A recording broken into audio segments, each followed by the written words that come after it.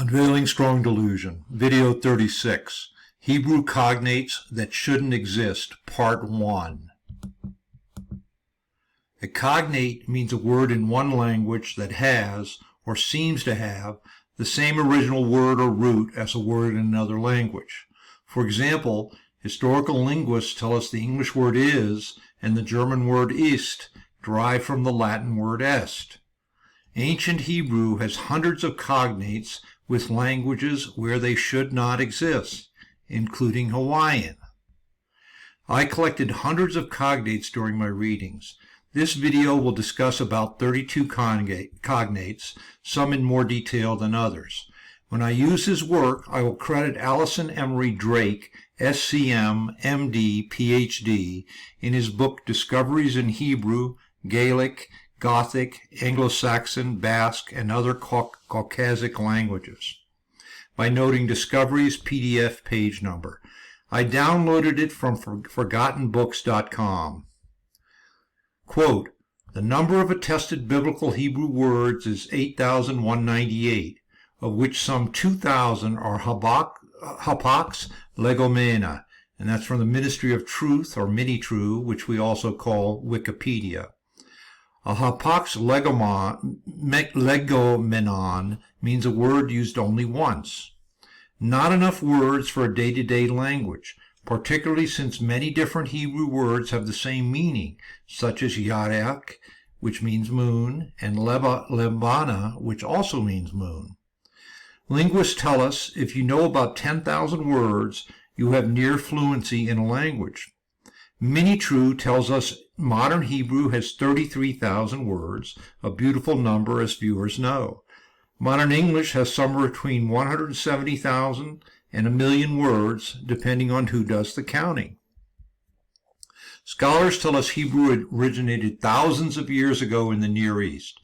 Mini-True tells us, quote, Hebrew was extinct as a colloquial language by late antiquity, but it continued to be used as a literary language and as the liturgical language of Judaism, evolving various dialects of literally medieval Hebrew until its revival as a spoken language in the late 19th century.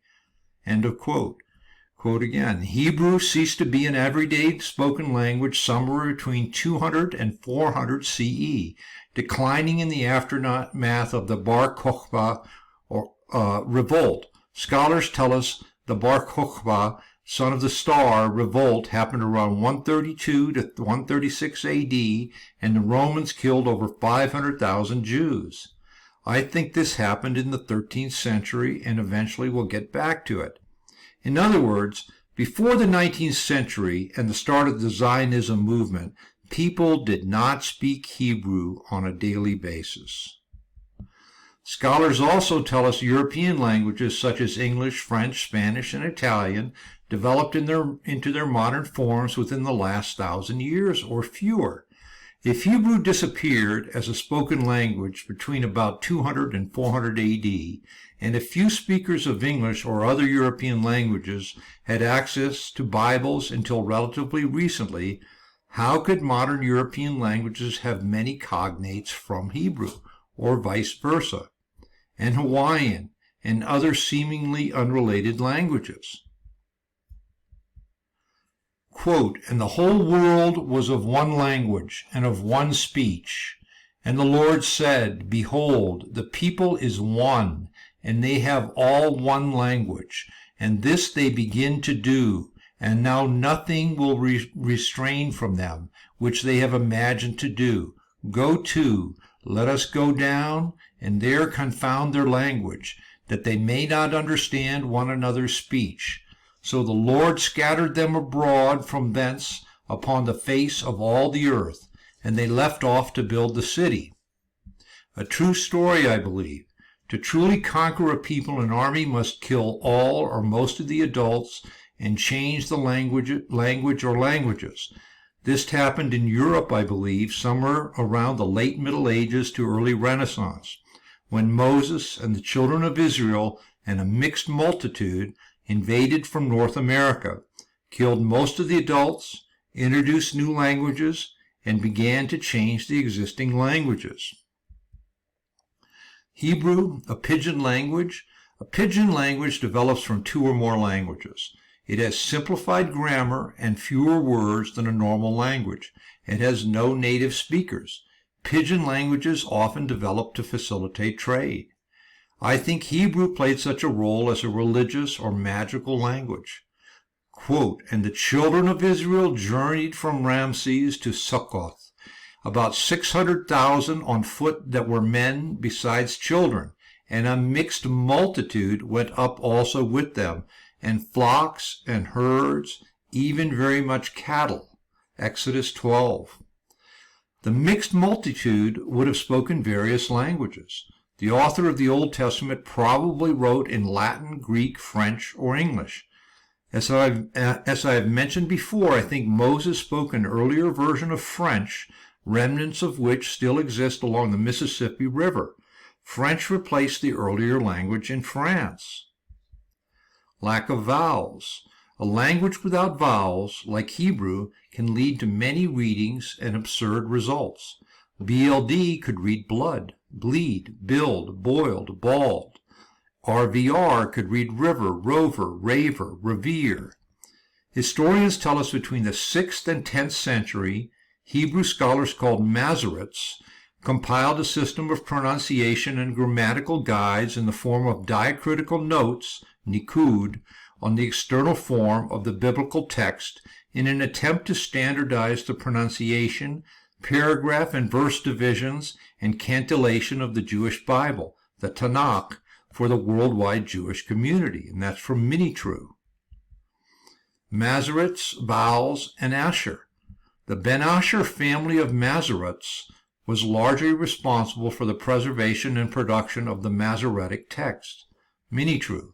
Another Minitrue article says, Ben Asher was descended from a long line of Masoretes, starting with someone called Asher, but nothing is known about them other than their names. Essentially made-up history. They created this whole story of the Masoretes and the vowel nikud system, and they have really no backing for it. Strong's Hebrew 836 says Asher means happy or fortunate. Asherah, the winged mother goddess with owls and lions. The goddess Athena or Minerva also had an owl companion. People also knew Asherah as Ishtar, or the queen of heaven. Some dispute the connection between Asherah and Ishtar. Owls symbolize wisdom. The fallen ones gave humans the knowledge of good and evil. The King James Version translates Lilith in Isaiah 34:14 as a screech owl. Lilith by John Collier with red hair. The legend of Lilith as Adam's first wife developed in Jewish mysticism and the Zohar in the Middle Ages. Lilith left Adam because she would not serve him. And here the 8-pointed star of Ishtar in a compass logo. Commenting on the remarkable similarity of the text of the Bible across translations into many different languages, Emmanuel Tov, emeritus professor at the Hebrew University of Jerusalem, wrote, "This Masoretic text form is well documented, but strange as it may sound, we still know nothing of its background nor the date of its creation." We know nothing. It's like Sergeant Schultz, and it is difficult to define its essence.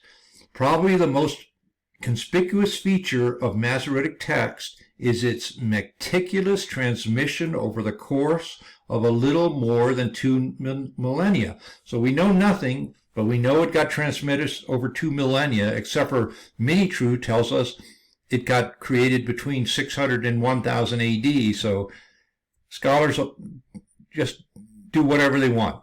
The precision with which the Masoretic manuscripts were copied is proverbial, since the copying included the smallest details in the manuscripts, such as small dots above letters and the distinction between small and large letters. In other words, they used printing presses. Scholars tell us Johannes Gutenberg developed the printing press around 1450. Many scholars have written about the massive amount of transcription and other errors that appear between and among various handwritten editions and copies of the Bible.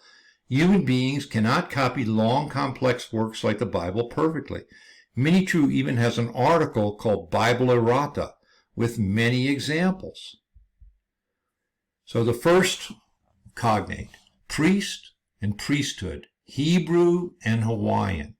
In Hebrew, kahuna means priesthood, Strong's Hebrew 3550. In Hawaiian, kahuna means priest, sorcerer, magician, wizard. That's from the Hawaiian Dictionary, page 114. I put this first because of the obvious similarity between the two words and their meanings, and because a cognate like this should not exist. Can the coincidence theory of history explain this as it does most other improbable coincidences? I don't think anybody's actually addressed this that I know of, these two words. What about the next word? Aloha, aloha, Hebrew and Hawaiian.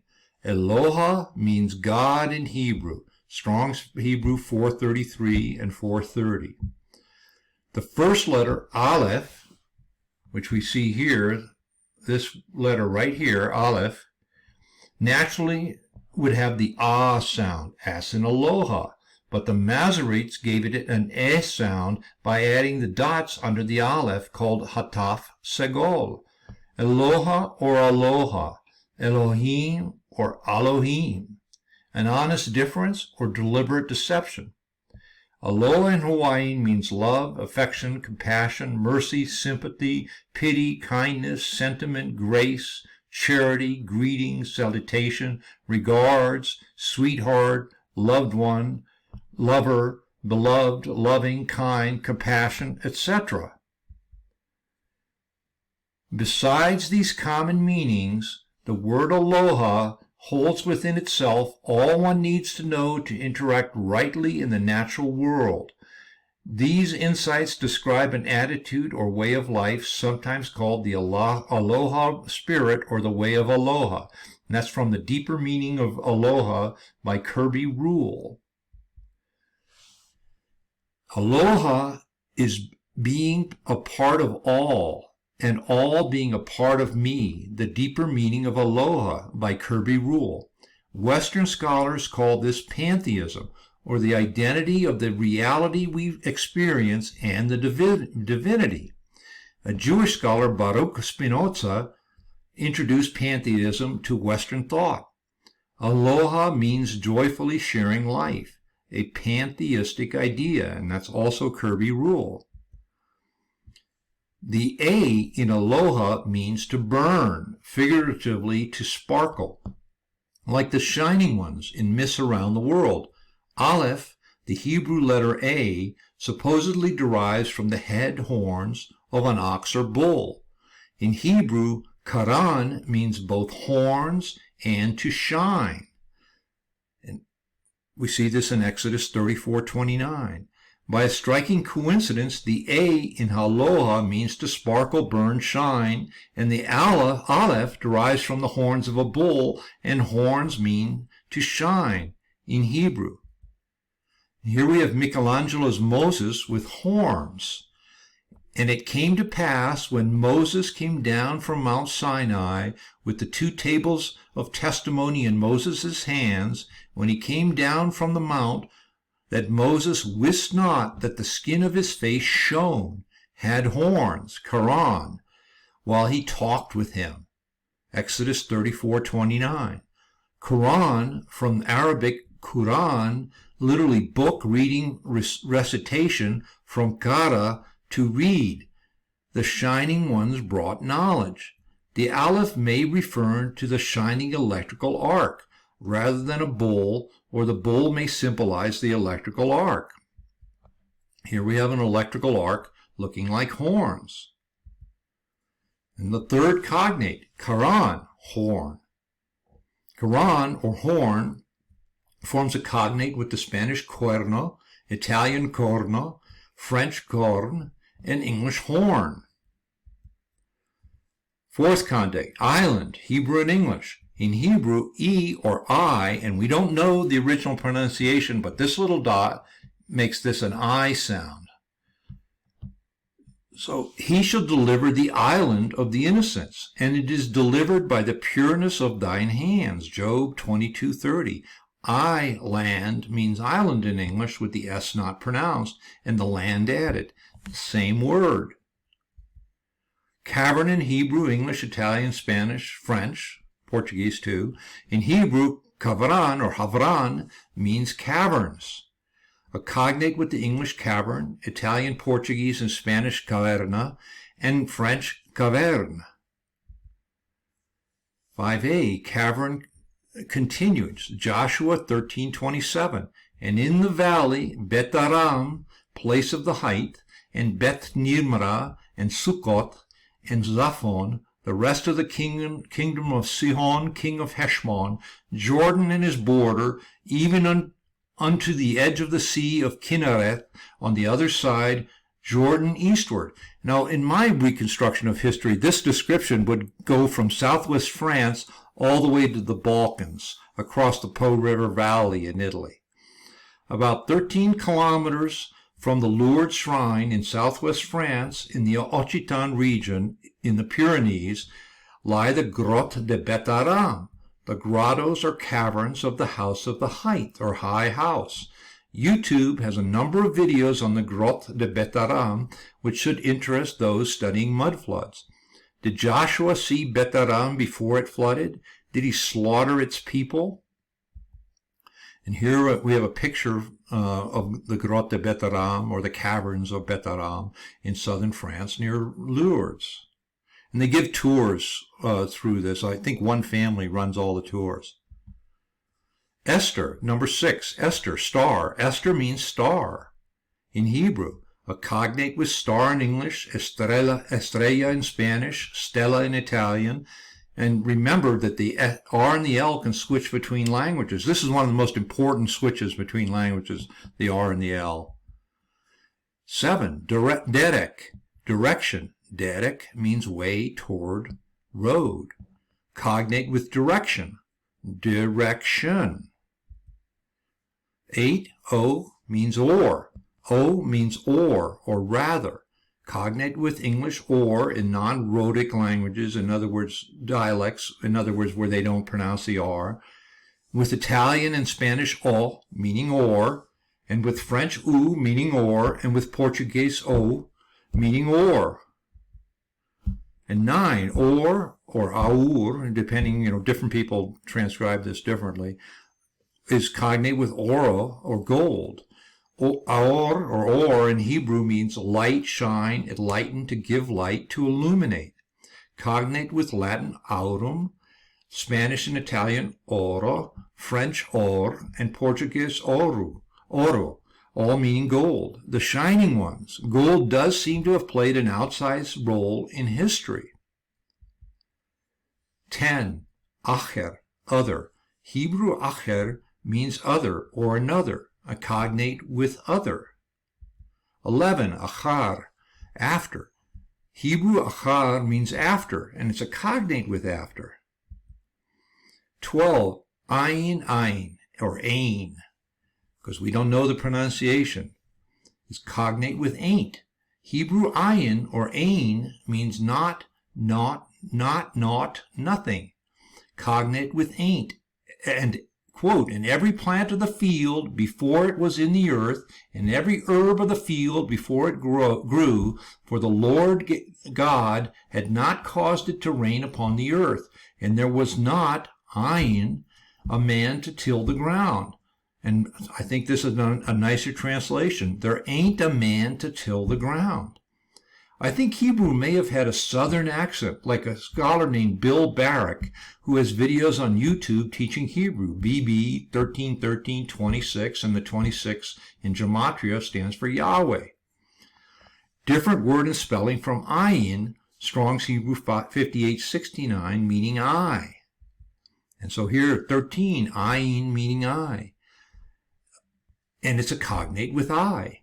Today, ayin means I singular. I think the in suffix originally designated plural, and I or I meant I in Hebrew, as in English. Queen T, the wife of Akhenaten, had a brother I or I, I speculated in the video on Oedipus, Akhenaten, and Betuel that the name I referred to a title of importance related to the Eye of Horus. And a very important story, the Eye of Horus, and how Horus lost his left eye. The invaders of the Promised Land, today's Europe, named the city of Aix-en-Provence, and the X is just pronounced because it has the on after it, after I, the eye in Provence. 14. Al, to, towards. Hebrew el or al means to, toward, at, in, into, before, on, from, where. And according to the Masoretes, we should pronounce the aleph with the two dots or tsere under it as in a, but aleph normally should give the ah sound, cognate with Italian and Spanish al, meaning to, the, in, etc., al derecho, to the right or the right side. 15. Hebrew ele, these, those. Hebrew ele means these, those. Cognate with el, she, it, her, French, egli, he, ella, she in Italian, ello, ella, ellos, ello, ella, ellos, Spanish, they. 16. Hebrew am means mother. Hebrew am or am means mother. Cognate with Basque m, meaning female, feminine. And that's in the Basque English Dictionary and also in Discoveries, pages 62 to 63. And we had Aunt M in The Wizard of Oz, who was the surrogate mother of Dorothy. 17. Eretz, cognate with earth. Eretz means earth. It's a cognate with earth. The Z ending can switch to TH, such in Castilian Spanish, where they pronounce the Z sound as a TH sound. French speakers have difficulty with the TH sound and often pronounce it with a Z sound. And as I said, I think Moses may have spoken a version of French from the Mississippi River Valley, which still has many French speakers today. 18. Asham, guilt, ashamed. Hebrew asham means guilt, offense, sin, guiltiness. Cognate with English ashamed or shame. 19. Bosh, ashamed. Hebrew bosh means ashamed.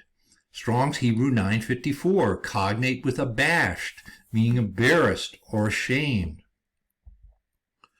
Bore, pit, cistern, dungeon. Hebrew bore means a pit, well, or cistern. Cognate with English borehole, a hole drilled into the earth. Bohu or vohu, void, emptiness. Cognate with vacuum. Hebrew bohu or vohu means a void or emptiness.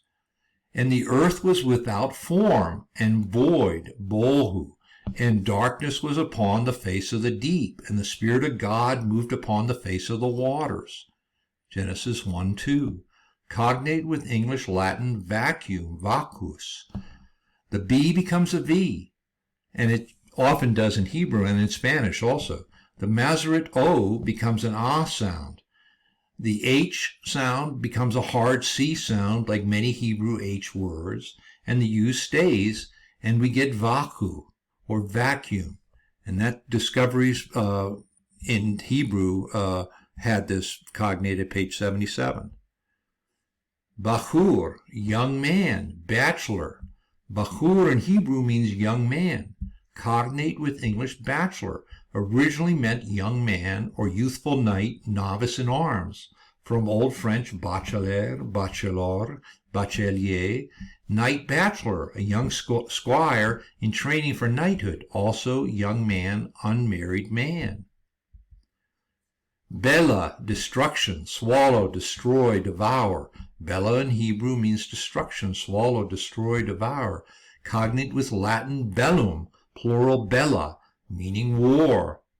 As perhaps an occult or twisted cognate, bella in Italian and Spanish, bella in Spanish, or belle in French, have come to mean beautiful.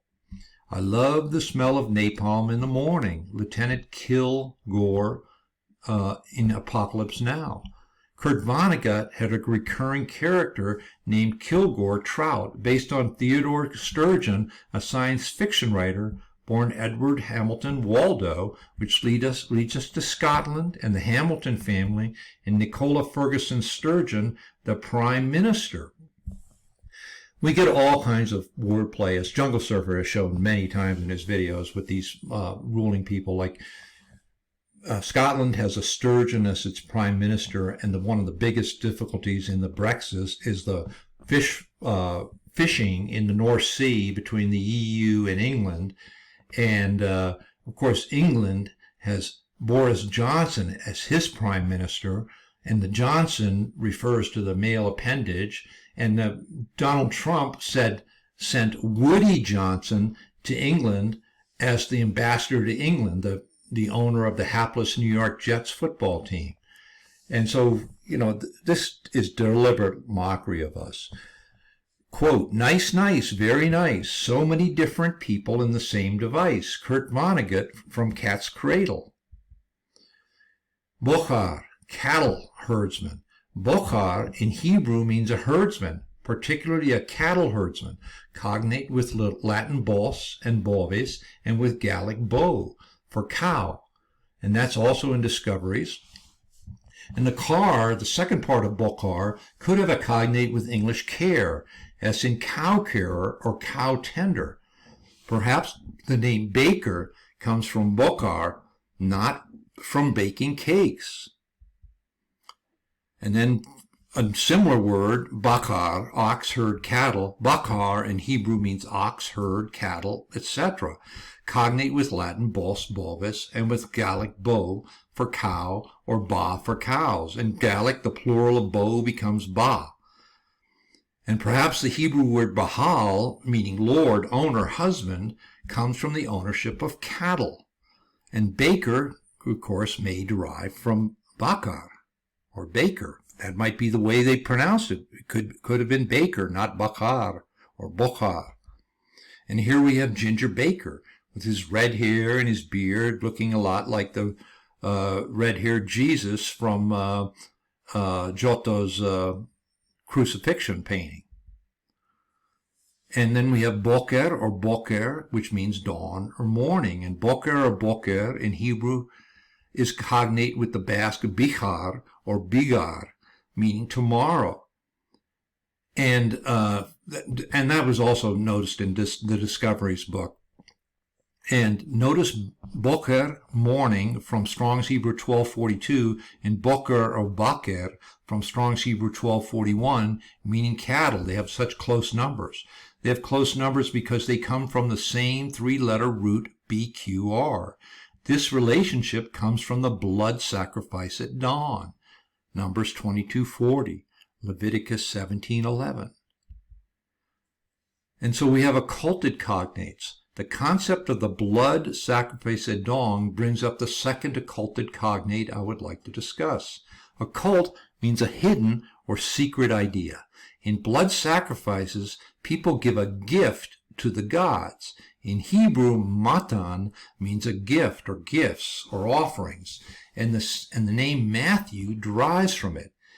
Matan, the Hebrew word, forms an occulted cognate with the French matin or Italian mattina, meaning morning, for the blood sacrifice at dawn.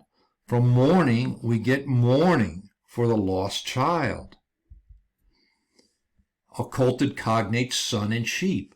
The subject of occulted cognates and human sacrifices brings up the Hebrew word son, or tson, some people transcribe it, meaning sheep, and the biblical metaphor of the shepherd. Strong's Hebrew 66:29. Quote, and she again bare his brother Abel, and Abel was a keeper of sheep, son, but Cain was a tiller of the ground, Genesis 4:2. And Abel he also brought of the firstlings of his flock, sono, and of the fat thereof. And the Lord had respect unto Abel and to his offering, Genesis 4:4. Using the occulted cognate, one could translate the firstling of his flock as his firstborn son, or his own son, son-o, or son-own. Did Cain kill Abel because Abel sacrificed his own son to Yahweh? Hebrew pronouns. Hebrew pronouns have cognates with European languages. And Abel he brought of the firstlings of his flock, son-o, and of the fat thereof, and the Lord had respect unto Abel and to his offering. In this verse, the King James Version translates son-o as of his flock. One could translate it as his own sheep, or his own flock, or of course his own son. The OW possessive suffix to the word son or sheep has a cognate in English, own. Hebrew pronouns, English I. And Abram said to the king of Sodom, I have lifted up mine hand, yad I, or hand I, unto the Lord, the Most High God, the possessor of heaven and earth. Mine hand in Hebrew, yad I, has the English cognate I. And I said unto you, I am the Lord your God. Fear not the gods of the Amorites, in whose land ye dwell. But ye have not obeyed my voice, bekol I, or voice I. The Hebrew word kol, generally translated as voice, has a cognate in English, call. Every moving thing that liveth shall be meat for you, even as the green herb have I given you of all things. And that is translated as natat I, gave I. So we see that Hebrew has a strong cognate with the English I and the Hebrew I, or E. Hebrew pronouns, French nous, and he called his name Noah, saying, this same shall comfort us concerning our work and toil of our hands, yadenu, because of the ground which the Lord hath cursed. Our hands, or yadenu, in Hebrew has a French preposition de, or of, and a French possessive pronoun. Yad means hand. So, hand of us. Genesis 1:26, and God said, let us make na'aseh, man in our image, besalmenu, after our likeness, kidmutenu. Us make, or na'aseh, has two cognates. Na, cognate with nu or noi from Italian, and ase, or make, cognate with the Spanish hacer. Our image, besalmenu, has the nu cognate for we or are. Our likeness, or kidmutenu, again has the nu cognate for we or are. And this is throughout the Bible, not just in these verses. And here Hebrew pronouns you and tu and te. But with thee will I establish my covenant, and thou shalt come, ubata, onto the ark, thou and thy sons, and thy wife, and thy sons' wives with thee. In ubata, the u means and, ba means come or go into, and ta means you. The ta for you forms a cognate with tu, ti, te in various Romance languages, and also Russian ti for you. But now, thus saith the Lord that created thee, O Jacob, and he that formed thee, O Israel, fear not, for I have redeemed thee. I have called thee, karati, by thy name. Thou, ata, art mine. In Hebrew, and these, you can see the T is with the tu cognate, and ata means you masculine, which is also very similar to the tu. And in Japanese, anata means you, also very similar. Machar, mohorat, tomorrow, the morrow. Machar and mohorat in Hebrew mean tomorrow, or the morrow. And they're cognates with tomorrow. Mohorat also means after, or the next day, or the morrow. Machar also can refer to future time. In English, people used to write tomorrow as two words, tomorrow, up until about 1600. From then until the 20th century, people wrote it to-morrow. Berit, covenant. Berit means covenant. It also means allegiance, confederacy, alliance, treaty, etc. It's a cognate with the Gallic breit, meaning a judgment, sentence, decision, and this is from the Gallic Dictionary and also from Discoveries at PDF 88. The word Britain may come from berit. As we saw earlier, ein means ain't, so perhaps Brit-ain means ain't no covenant. 28. Bar means corn. Bar in Hebrew means corn. Bar in Gallic means corn. I made a video titled The Problem with Corn that shows people around the world use corn before the supposed discovery of corn by European conquerors in the Americas. And 28a, bar not only means corn, but it means son or heir. Bar in Hebrew Aramaic also means son and heir to the throne. Stephen King wrote a short horror story called The Children of the Corn, Bar Bar, made into a movie with Linda Hamilton, as in Scottish Royals, and Julie Maddalena, as in Magdalene. Pure coincidence, of course. Quote, the film tells the story of a malevolent entity referred to as he who walks behind the rose, which entices the town's children to ritually murder all the town's adults. Mini-true. I think the murder of all the adults played a large role in hiding our history. Orphan trains. Any chance King didn't know the bar-corn, bar-son connection and the barbarian connection to Moses and his staff with the serpent Cadmus on it? Gore means whelp, young dog, puppy. Gore is a cognate with the English cur, or a mongrel dog. Also, gore and cur have the sound of gur, or onomatopoeia. And galut, or galuth, exile, captivity. These are words, or galut or galuth, is cognate with the English galut and Spanish galeote, galley slave. Nautical, raw recute, green hand, apparently originally a sailor's contemptuous word for soldiers or marines, of unknown origin, but we know it comes from Hebrew, and it refers to a galley slave. Today, galut has come to mean a clumsy person or oaf, but its earlier meaning includes a galley slave, which is the same as an exile or captive, like Ben-Hur, rowing the boat. Ganab, steal away, or nab, steal away, carry away. Nab in Hebrew means steal away, carry away. It's a cognate with the English nab, meaning to catch someone by a sudden grasp, seize suddenly, 1680s. Probably a variant of dialectical nap, to seize, catch, lay hold of, and now surviving only in kidnap. And this word, nab, or words like this, have a very close connection to the fallen ones or the shining ones. And Pierre Savac has written quite a bit about this in a couple of his books. Quote, for I, Joseph, was kidnapped, nab, from the land of the Hebrews, and even here I've done nothing for which they should have put me in this dungeon. Gan means an enclosed garden. Gan in Hebrew means an enclosed garden. It's cognate with the English garden, which many non-rhotic English speakers today pronounce as gan, leaving out both the R and the D sound, as in Boston gan. Notice the gan comes from Strong's Hebrew 1588, and nab, or kidnap, comes from Strong's Hebrew 1589.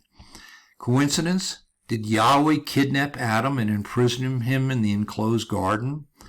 And the Lord God planted a garden eastward in Eden, and there he put the man whom he had formed. Genesis 2:8. Thank you for watching. The next video will continue with more Hebrew cognates that should not exist.